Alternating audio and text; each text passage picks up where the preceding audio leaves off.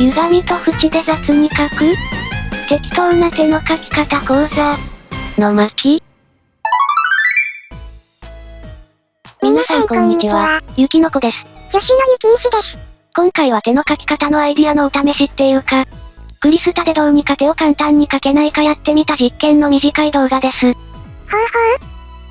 使うのは黒縁レイヤーに3枚と歪みツールです。前やった縁シルエット法で書いて歪みツールで寄せていく感じ？そんな感じです。それじゃあ早速やってみましょう。一旦細かい説明は後回しにして、ひとまずパーの手を書いてみます。まず下地の手のひらをざっくり書いて、次に上の別のレイヤーに指を書きます。大きなブラシでさっと適当にで大丈夫です。適当に書いた手のひらと指をそれぞれ修正して、イメージに近づけていきます。ちょっとずつ直して寄せていく感じなんだね。ここからは歪みツールも併用していきます。進行方向歪みで指の形を調整して、歪み膨張と縮小を切り替えながら、指の関節の形を形成していきます。歪みツールで指の形になってきた？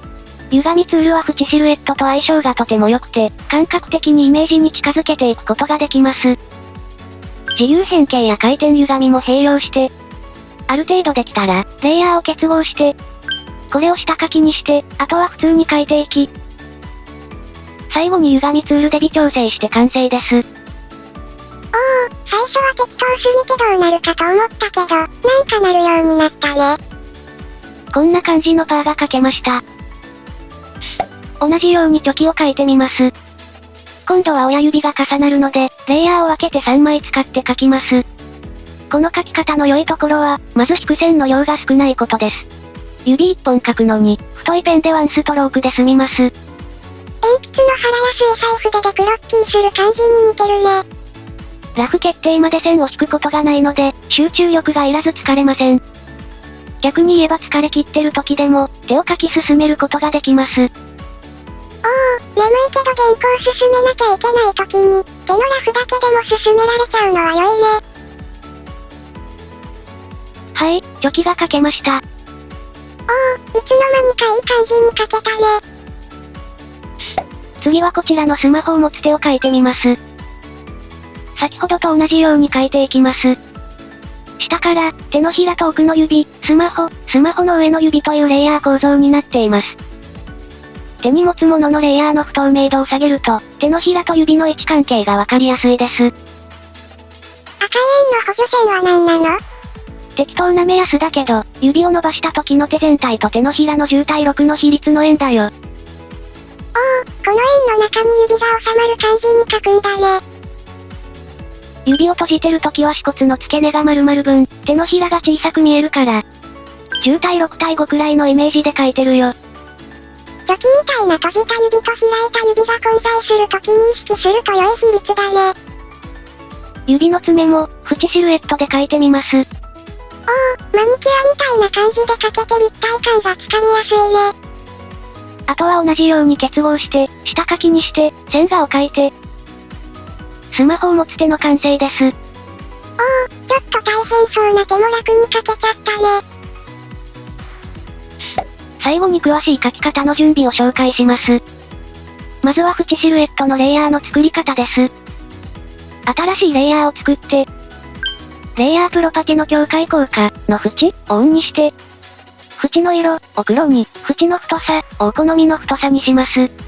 このレイヤーに白で書くとシルエットで書くことができます。あと箱の縁のレイヤーを複製して、準備完了です。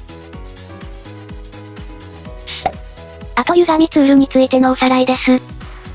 歪ませ方の切り替えは、ツールプロパテのここでやるんだけど、実はここまでマウスを持っていかなくても、オルトを押しながら使うと、歪みの向きを反転できます。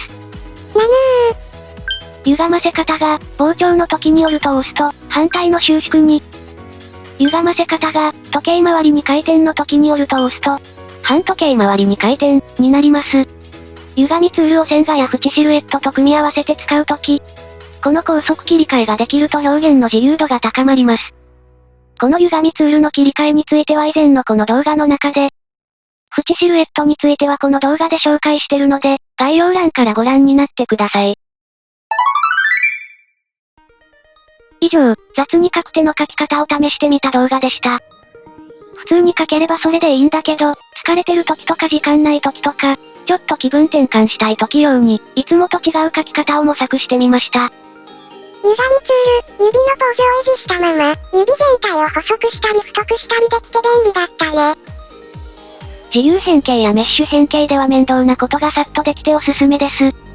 この縁シルエットと歪みツールを合わせた方法で、手を描くハードルが少しでも下がったら幸いです。今回の動画はここまで。それではまた次回の動画でお会いしましょう。バイバーイ。